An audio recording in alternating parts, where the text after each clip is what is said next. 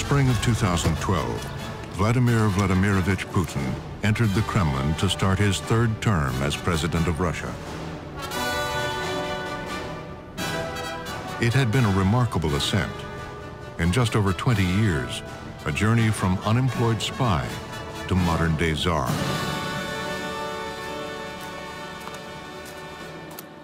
Lieutenant Colonel Andrei Zhikov has watched that climb to power. A former police investigator who once wanted to arrest Putin, he says his rise has come at great cost. В принципе, коррупция, конечно, в России была всегда. Well, of course, there has always been corruption in Russia, but building it into such a meticulous system was something only Mr. Putin has managed to do. Скажем так, можно ли на основании той базы, которая уже находилась? Could Putin be held criminally responsible based on the evidence that has already been gathered? Absolutely, yes. Безусловно, да. In 2010, Zhikov laid out evidence he had gathered from an investigation of Putin's early years in city government in St. Petersburg. He posted it on YouTube. Mysteriously, there have been efforts to delete it from the web, but not before it was downloaded by Russia expert and author Karen Dewisha. And in its essence, what did that series that he posted, what was the summation of it? The summation of it was a detailed account of the criminal activities that he feels Putin was involved in. Abuse of power, abuse of his official position, involvement in relations with organized crime, knowledge about money laundering. I mean, a whole range of economic crimes. Dewisha says that Zhikov's charges are part of a larger culture of corruption in Putin's Russia. She has been gathering extensive documentation for a new book on what she calls Putin's kleptocracy and how he and his circle have shaped the country. I started thinking, instead of seeing Russia as a democracy in the process of failing, we need to see it as an authoritarian system in the process of succeeding. That they're not actually incapable of being democrats. They don't want to be democrats. What about that? Let's work on that thesis. And if that's correct, when did that start? And that's what took me to the 90s, because they were stealing from the very beginning.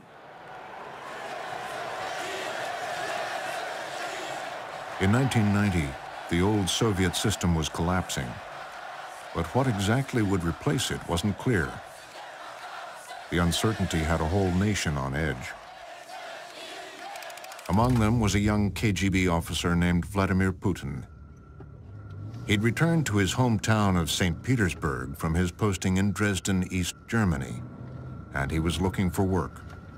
He would eventually find it at St. Petersburg's City Hall. His former law professor, Anatoly Sobchak, had just been elected mayor. Sobchak's widow, Lyudmila Narasova, remembers her husband's response when his former student insisted on telling him that he'd been working for the KGB. My husband was shocked by the candor and asked what his job was. And he said he had worked in the German Democratic Republic in East Germany. And he said, well, I just happen to be looking for people that know Europe, that know the languages in order to work on foreign economic relations. They wouldn't have hired an idiot to work in reconnaissance, so I hope you can manage it. Go work. And it needs to be said that, according to my husband, he never regretted it. Putin would soon be deputy mayor of the city, and crucially, chair of the Committee on Foreign Economic Relations. He was the linchpin. He controlled which foreign companies could register their offices and receive offices. After all, remember, all this property was Soviet property. Soviet Union hadn't fallen yet. So how was a company going to get access to property to set up a branch in St. Petersburg? Putin. Putin would have to assign it. Even as his star rose, there was an early example of his ambition. He commissioned a documentary about himself. It was called Power, made by Igor Shadkan. Но у Путина была определенная цель. Putin had an agenda. He wanted to admit that he had been a KGB agent in foreign reconnaissance.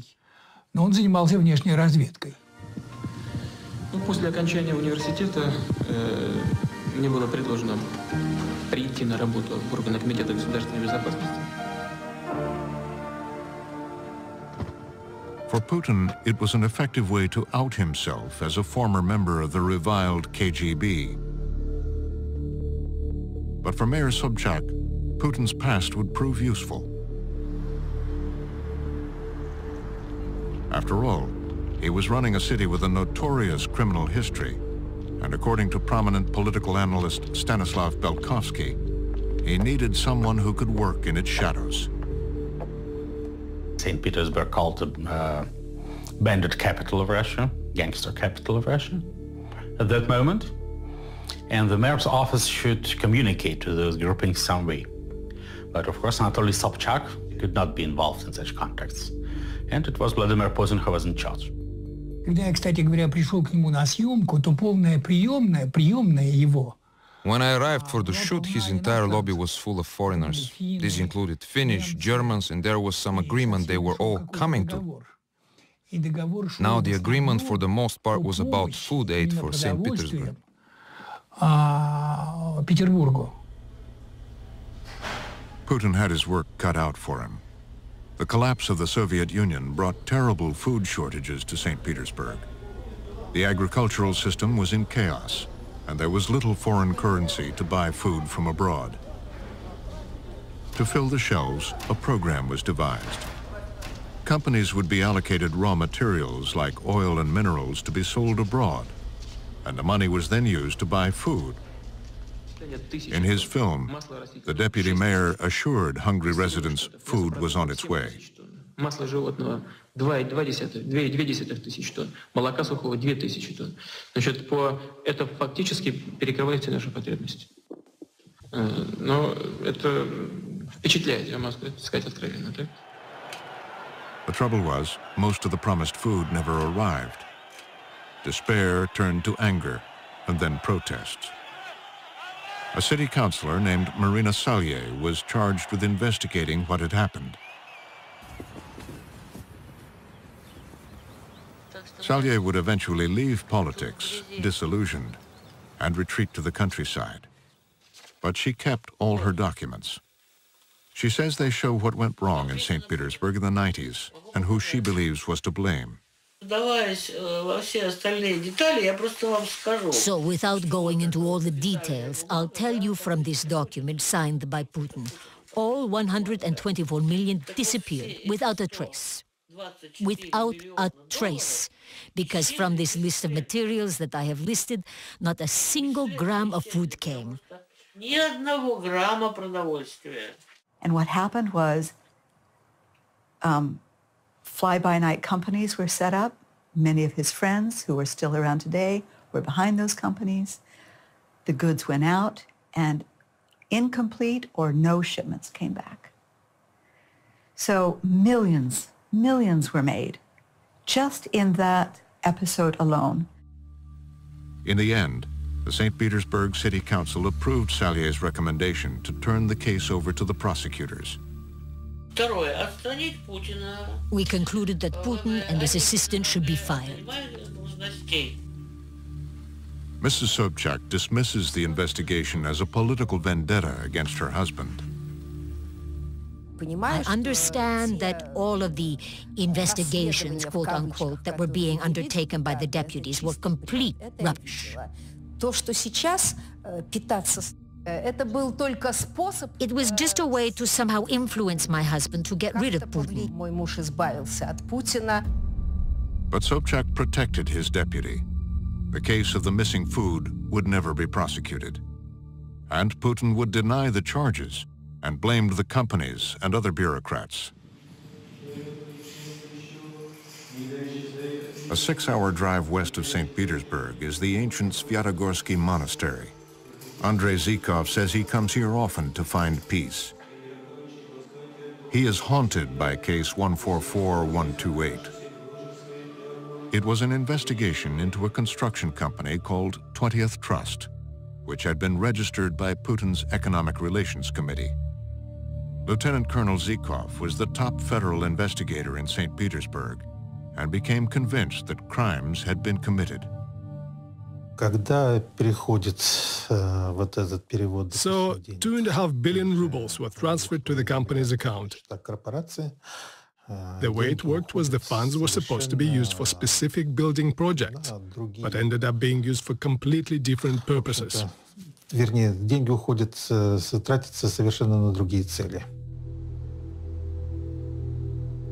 The investigation tracked how the city paid 20th Trust to do work, how the work was never done, and how much of the money disappeared.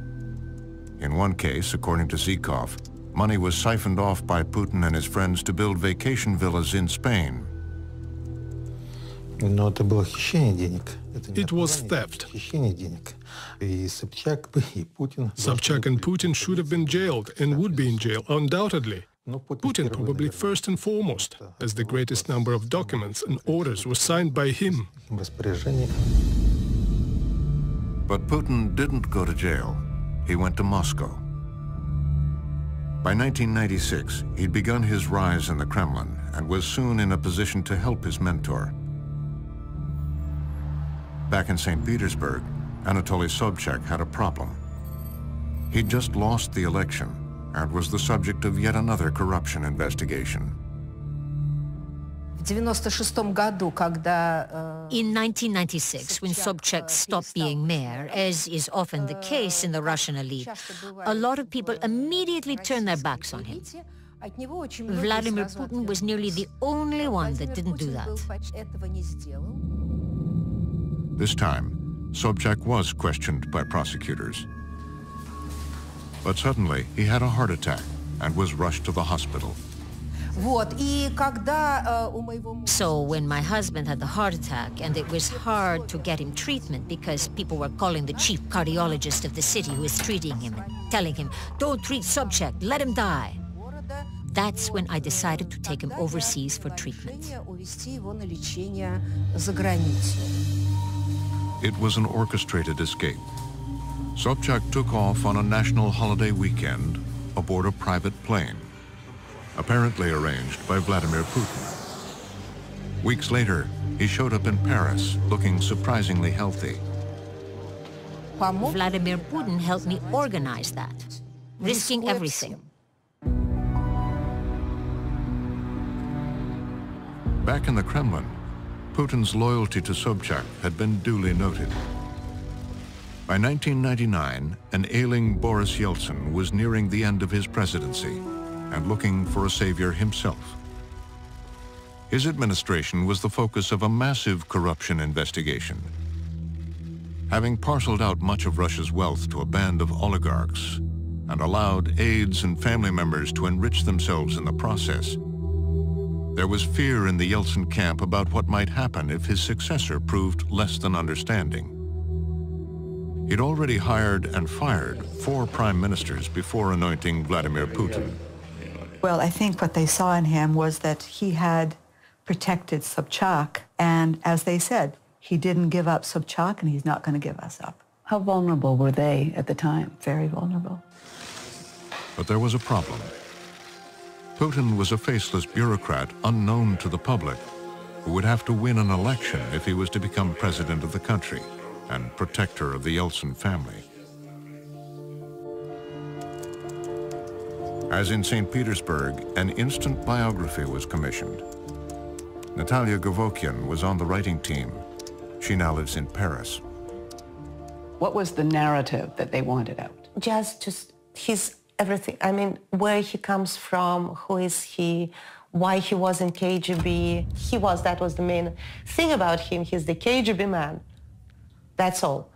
So what they wanted to present him, that he is a normal human being, he has parents, he had biography. His biography tells of an only child who grew up in a poor quarter of St. Petersburg. An unusual boy who, at age 16, went to the local KGB office and asked to join up. He was told to come back later. 7 years later, he did, with a law degree, and after KGB training was assigned his post in East Germany. Once and always KGB. Can you explain to a Western audience, what does that mean? They are the people who prefer to operate in shadow. They are the people which are like state is first and people are second. All these kind of things he has in him. And he cannot, I don't think he can change it, you know. It's unchangeable. He was so much the KGB man, he would take a turn as head of its successor agency, the FSB, in the year before he became prime minister. Then, 1 month into his new job, in the fall of 1999, this. Bombs obliterated 4 apartment buildings in Moscow and other cities, all blown up at night while people slept. Hundreds died. This was Russia's 9/11. Russian historian Yuri Felshtinsky has written a book on the apartment bombings. We have to understand that the whole country is very nervous. That's the feeling is that every several days or like once a week, the building is going to be blown up. All of a sudden, a prime minister few Russians had heard about was everywhere, swearing revenge. Будем преследовать террористов везде, в аэропорту, значит, вы уж меня извините, в туалете поймаем, и в сортире их замочим, в конце концов. Все, вопрос закрыт окончательно. Putin would point to rebels in Chechnya, where a separatist movement was holding ground.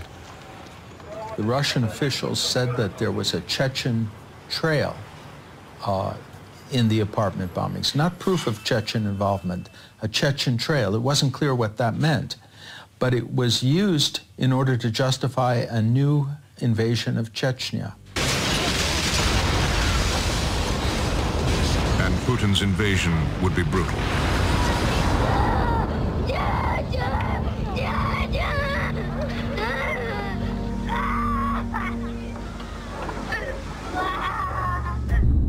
The man who waged it was a new national hero. He quickly became the most popular politician in Russia, even though before the apartment bombings, he was believed to have had no chance to succeed Yeltsin as president. They needed a set of situations in which they could postpone the elections entirely and make it more difficult for the opposition to focus on unimportant things like the corruption of the Yeltsin family. The irony is that this is precisely how the First Chechen War was started. The First Chechen War was started and provoked in '95 in order to have a situation which would allow the government to cancel elections or to postpone elections, claiming that you cannot have them during the wartime. And absolutely the same was done in '99. So there was a real Yeltsin interest in this, but there also was a Putin interest because he wanted to be president. And it worked. 3 months into a new millennium, Russia had a new president. He seemed a modern man, a man for the future, a future all Russians hoped would be better than the past. But 15 years later, shadows from the past haunt this place. It's a memorial to those who died in those apartment bombings. Since that day, books, newspaper reports, and documentaries have all raised disturbing questions about what really happened here, who was really responsible. Among the questioners, Mikhail Trepashkin, who spent 2 years trying to investigate the crime on behalf of one of the families. A former KGB officer himself and a lawyer, Trepashkin was always dubious about the official story, the Chechen connection. His doubts only grew when his former colleagues in the security services reacted to his investigation. They were telling me, don't dig into it, otherwise you will get imprisoned yourself. And then specifically they were telling me in a straightforward way, just leave it if you don't want to have trouble. And I was saying that, well, I'm the former investigator and I have experience and I can help. I can run my own investigation.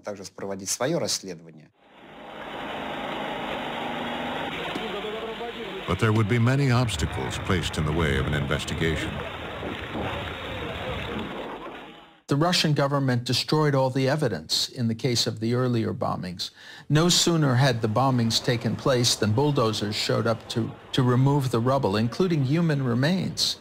And in that case, they destroyed the crime scene. But the troubling questions about the bombings were really fueled by what happened here, a few days later, in a town outside Moscow called Ryazan. A fifth bomb was discovered in the basement of an apartment building in Ryazan by watchful inhabitants of that building. And that bomb was defused. And the people who had placed that bomb in the basement turned out to be not Chechen terrorists. They turned out to be agents of the FSB, the Russian security service. Tests showed that the bags contained an exclusive military explosive called hexagon. The detonator, too, was military. I think that the evidence that there was an FSB operation to place explosives in the apartment building in Ryazan is incontrovertible. At the time, the FSB claimed the Ryazan operation was part of a training exercise. But the broader conclusion that security services could have killed their own people in the other apartments was dismissed by the government. In his biography, Putin called it utter nonsense, totally insane. No Chechens were ever charged. Others arrested were convicted in secret trials, and still others in trials tainted by allegations of forced confessions. But all along, it's been disturbingly dangerous to investigate too closely. People who tried to investigate the apartment bombings, in many cases ended up dead. Yuri Shekhatyikhin, Sergei Yashenkov, Alexander Litvinenko, Anna Politkovskaya. Sergei Markov is a political analyst and often speaks for Vladimir Putin. There have been a number of credible investigations that have concluded that this was the work of the FSB and could not have happened without the knowledge of Mr. Putin. It was no one credible investigation which shows that it had been done by FSB. All this propagandistic quasi-investigation, just using tricks and so on. I already heard about this story, about this FSB exploded the building in the Moscow maybe hundreds of times. And all of these people free, nobody was in jail. Don't become victim of propaganda. It's very dangerous also. There were 3 attempts in the Russian Duma to investigate the events in Ryazan. In all cases, they were voted down, or with the ruling party under Putin's control voting unanimously not to investigate and not to ask questions. Mikhail Trepashkin was asked to help with one of those Duma investigations. A week before he was due to report his findings, he was stopped by the police. So they stopped me at a police checkpoint where there was a crowd of people. They checked my identification twice and checked the car, and they didn't find anything. And when I was closing it, one of the officers threw in a bag, and I told him, "That's not mine. Why are you putting that in my car?" He opened the bag and said, "Here is the gun. Here is the gun." And I was immediately arrested.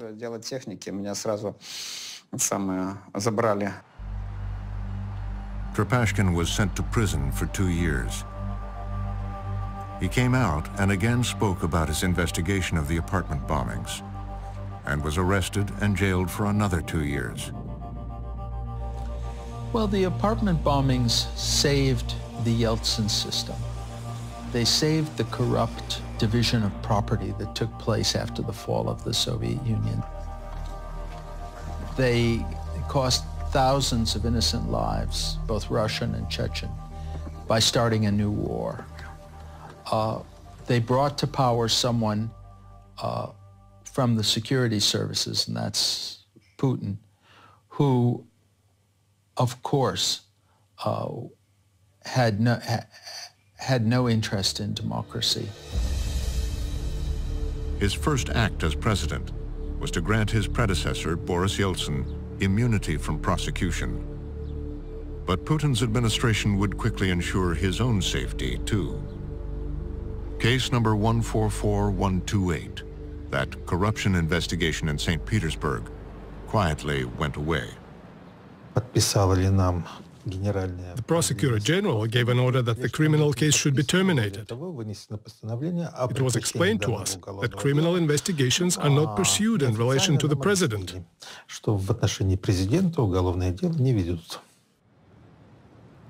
Investigator Zhikov still wonders how things might have been different had he been allowed to continue with his case. The situation in our country would be different. People would respect civil law, because everyone would understand that if the president can be prosecuted, then, in essence, our officials would understand that the law has to be protected. As it now stands, Russia has no law.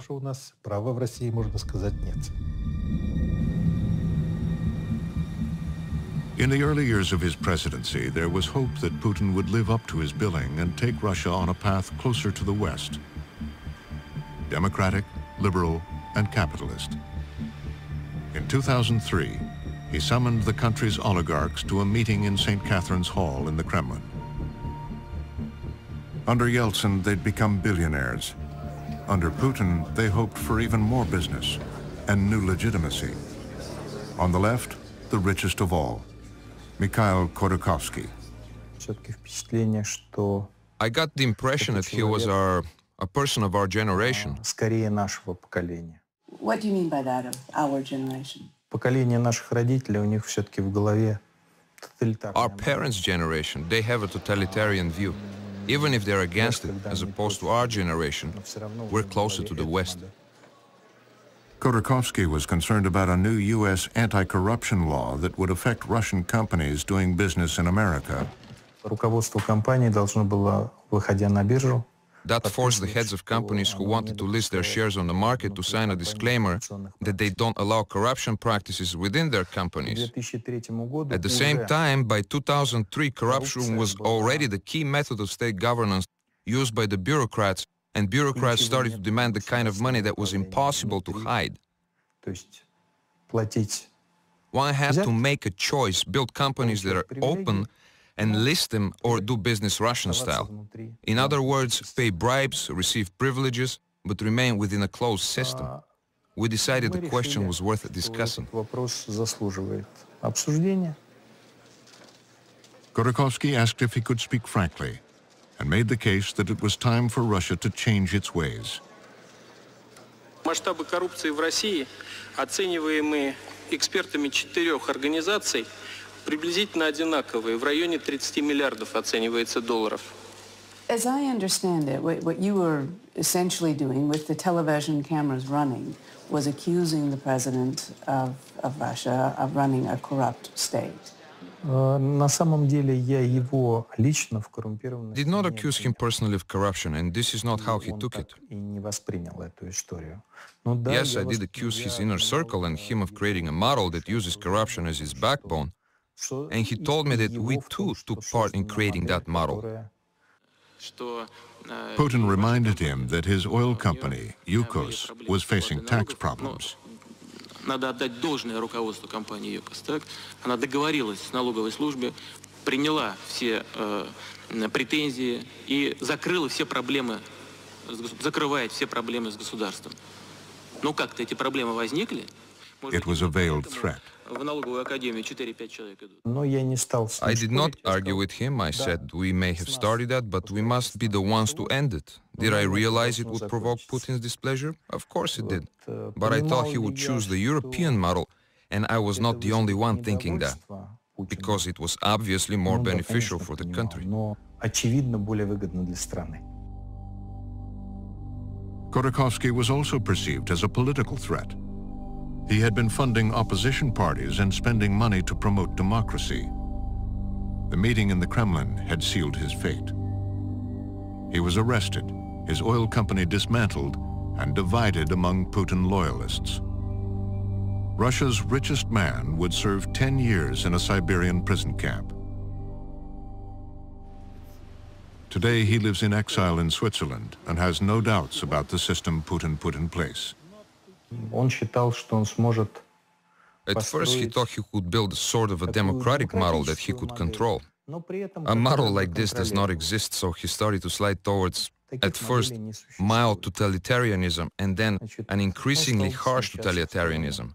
If the situation develops further, he will reach a full totalitarian model. In reality, every authoritarian system is a kleptocracy.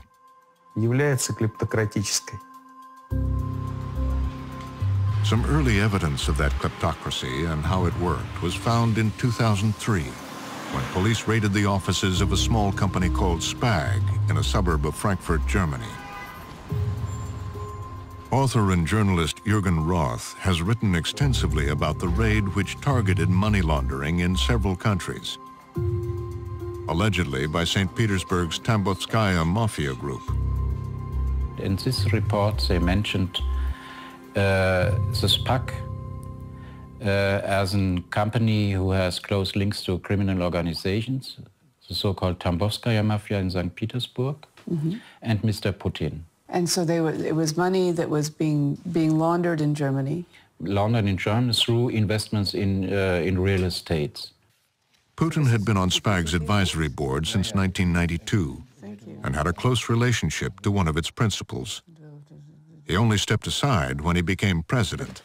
Documents. But when German police moved in to raid Spag's offices, they discovered they had a problem. It was a political affair. They must inform, at this time, Chancellor Gerhard Schröder. So it's the first time, I think, that about a normal investigation from a prosecutor in a small town in Germany, Mr. Schröder get informed or would like to be informed about this investigation. Why he would like to be informed? Because Putin. It was a so high level. To this day, Gerhard Schröder and Vladimir Putin are close friends who celebrate birthdays together. What happened to the investigation in the end? It finished without any result. Schröder has never publicly addressed the case, but their friendship provoked a scandal in Germany in 2005. Just 2 weeks before losing a general election, Schröder signed off on a €1 billion loan guarantee to Russia's gas pipeline to Europe. After he retired, Schröder had a new job, chairman of the pipeline's consortium. Gerhard Schröder epitomizes the scandal in Germany, and to put it mildly, he didn't seem to be very bothered about avoiding the appearance of impropriety. I found my thrill on Blueberry Hill. In his early days in office, Putin went on a charm offensive towards the West. When I found you. President Bush famously looked into Putin's eyes and saw his soul. He believed he was committed to the best interests of his country. Putin was trained in the KGB to deceive foreigners. He has a very sharp eye for human weakness. He's good at persuading people and at intimidating them. And he's been doing this with Western leaders, sometimes with charm, sometimes with threats. But boy, does he do it.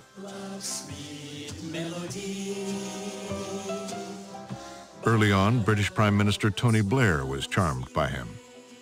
And as with Germany, their two economies would become even more entangled. London's financial center was a city enchanted by Russian money. These were the years of high oil prices, and Putin's Russia was growing like never before. It fueled massive corruption, and much of that money was flowing into London. The City of London, which has made a huge amount of money out of laundering Russian money over the years, a city is ultimately the motor of the British economy, and it runs on Russian money.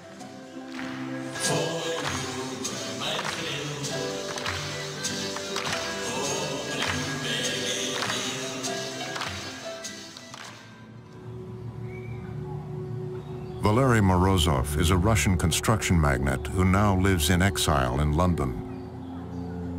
His company has done projects for the Kremlin, most recently on the scandal-ridden Sochi Olympics. But finally, he says, the corruption under Putin had gone beyond what he could live with. If you put these people in the United States or in Canada and check what they've done, they're criminals. Yeltsin was brought and supported by criminals. Putin was brought up to power in these 90s.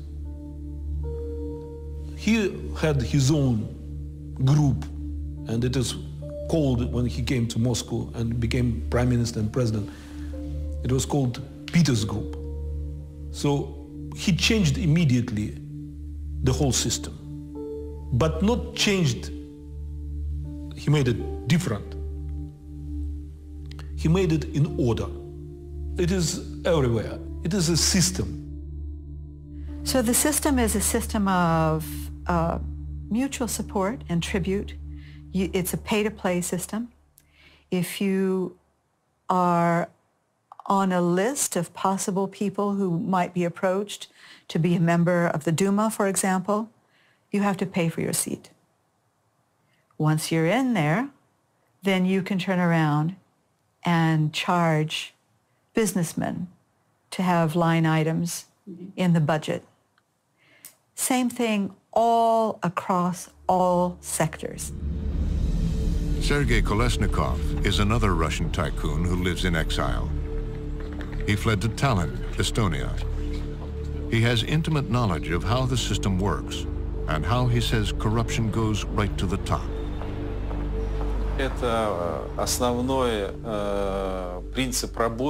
Russian business entirely depends on protection. You need protection. It is called having a roof, or in Russian, krisha. And the more krisha you have, the more successful your business will be. So every businessman dreams about giving presents and gaining protection.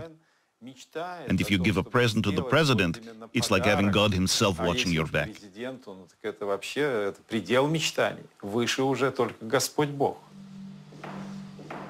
Kolesnikov says he used to run one of Putin's gifting schemes and explains how it worked. A business put money into a charity, in this case, Pole of Hope. Kolesnikov's company, called Petromed, took the money to buy medical equipment purchased from Siemens. But the profit margin was huge, around 40%. That money was funneled through a myriad of other companies, ending up in something called Rosinvest. Kolesnikov owned 2% of Rosinvest, but he says 94% was owned by Vladimir Putin.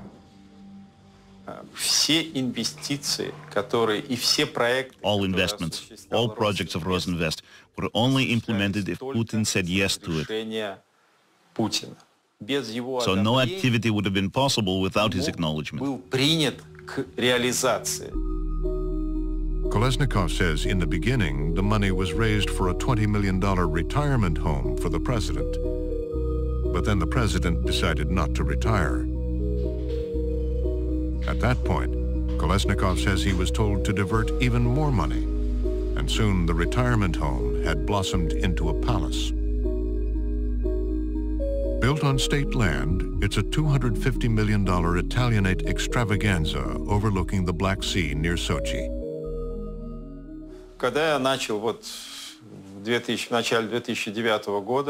I started saying that I'm not happy with all finances going for this palace. And I was told, Putin is the Tsar and you are his serf. Putin царь, а ты холоп. Putin has denied that he has any connection to the palace. It was reportedly sold to a rich businessman, but it remains a heavily guarded mystery.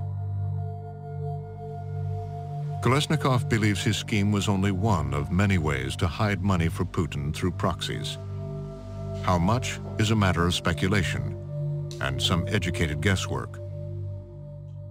I started such investigations more than 7 years ago. And in late 2007, I published my estimate on the assets being under Putin's personal control. It was the figure of $40 billion. $40 billion. That figure was reportedly confirmed by the CIA in 2014. If true, it would make Russia's president one of the richest men in the world. In 2008, as he approached the end of his second term, that wealth was a problem. Under the Constitution, he would have to leave office for at least one term before he could run again. Diplomatic cables revealed he was worried about how his riches might be viewed by a new president. He solved the problem by swapping places with his hand-picked Prime Minister Dmitry Medvedev. It was an arrangement that worked for a while. I think, and it was proved by many sources in Kremlin and around Kremlin in 2010 and first half of 2011, he wanted to let Dmitry Medvedev to go for the second term in 2012. But the chain of the revolutions in Arab world has made too big impression upon Vladimir Putin. The Arab Spring surged out of Tunisia into Tahrir Square and onto Tripoli. For Putin, these mass demonstrations, overthrowing powerful dictators, must have been worrying.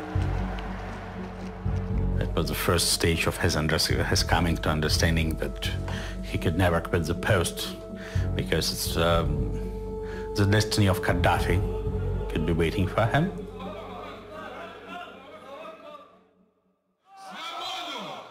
In 2011, when Vladimir Putin announced he would run again for Russia's presidency, the response was mass demonstrations in Moscow's streets. Protests which had to be put down by police. There's never been a good succession model in the Soviet Union or in Russia. And he's very worried about how he will leave power. He doesn't want to leave in a coffin. He doesn't want to go to a jail cell.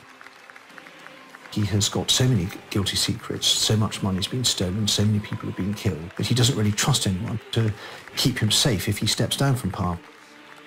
So in a way, he's both the master of the Kremlin, but also a prisoner in it.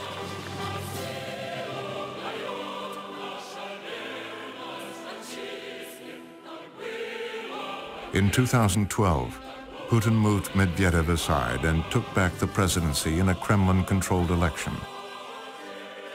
By now, the presidential term had been extended to 2 6-year terms.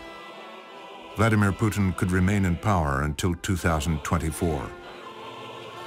But the country he rules over is in deepening trouble.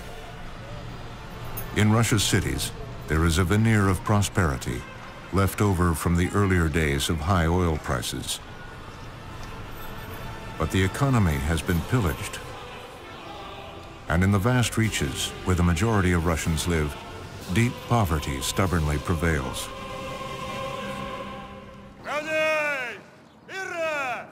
Putin's greatest fear is that the Russians will realize that his modernization project has failed.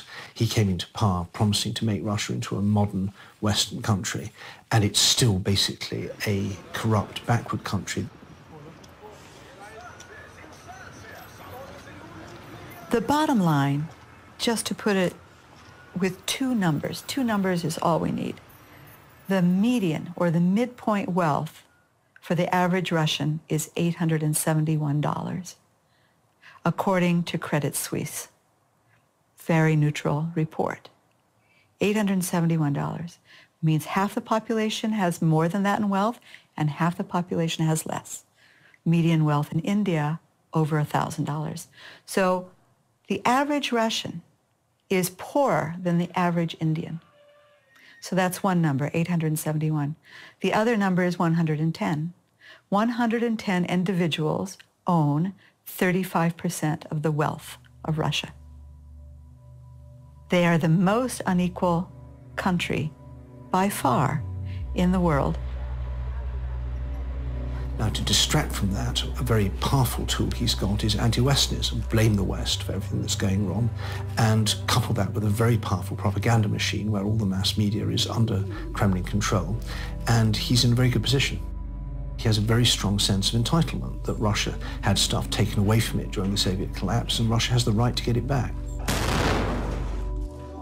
Putin has invaded Crimea and redrawn the map of Ukraine, claiming he is protecting ethnic Russians.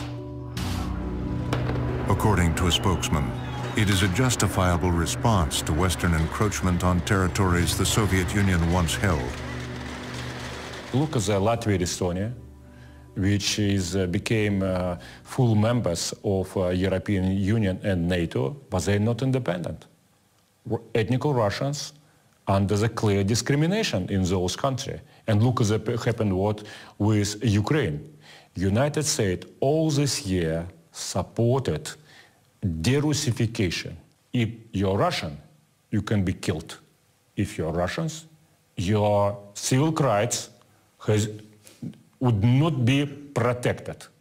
If you're Ukrainian ultra-nationalist, okay, you will be in the parliament, you will be the president, everything will be to you. But if you're Russian, bombs, artillery, and killings will be answered. This is, oh, sorry, we answered strongly no. It is a sentiment that has played well at home. On the streets where they demonstrated against him only 2 years earlier, they were now singing his praises. Meanwhile, the United States was calling for strong sanctions against Russia. But in the capitals of Europe, there was reluctance. We keep on trying to bring Mr. Putin in. We invite him to our summit meetings. We try and treat Russia as a normal country. And we think we're trying to calm things down. But in fact, what we're doing is we're stoking things. We're giving Mr. Putin the impression that we're not to be taken seriously, and he can continue to push us harder and harder and harder. And that's extremely dangerous. But then in July 2014, one violent act would transform the political landscape. Malaysian passenger plane MH17 was shot down over eastern Ukraine by what was widely believed to have been a Russian-supplied weapon. 298 people were killed. Suddenly, the West was galvanized. I demand that Russia fully cooperate with the criminal investigation into the downing of MH17. It's necessary to make it clear it will not be business as usual. We're opposing Russia's aggression against Ukraine, which is a threat to the world, as we saw in the appalling shoot-down of MH17. In November, Putin arrived at the G20 meeting in Australia and found himself on the margins of the class photo. Obama and other leaders who'd once welcomed his rubles, his gas and oil, now distanced themselves. At lunch, Putin seemed a lonely figure. He left the summit early. He returned to a country in crisis. An economy beset by plummeting oil prices, a ruble in free fall, and new tough sanctions. The question is, what will he do next? I haven't seen any evidence that he's willing to back down, and it's not his style at all, ever. He doesn't back down. There's a story in his biography that Putin tells about himself. It happened in this building, where he shared a one-room apartment with his parents, and it involved a cornered rat.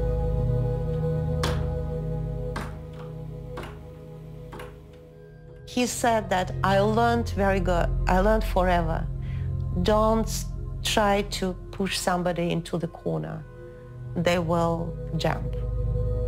Because when you don't have what to lose, you attack. I think it's absolutely true about himself. When he's in the corner, that's why he's dangerous. He can jump. He will not say, okay, let's talk. He will jump.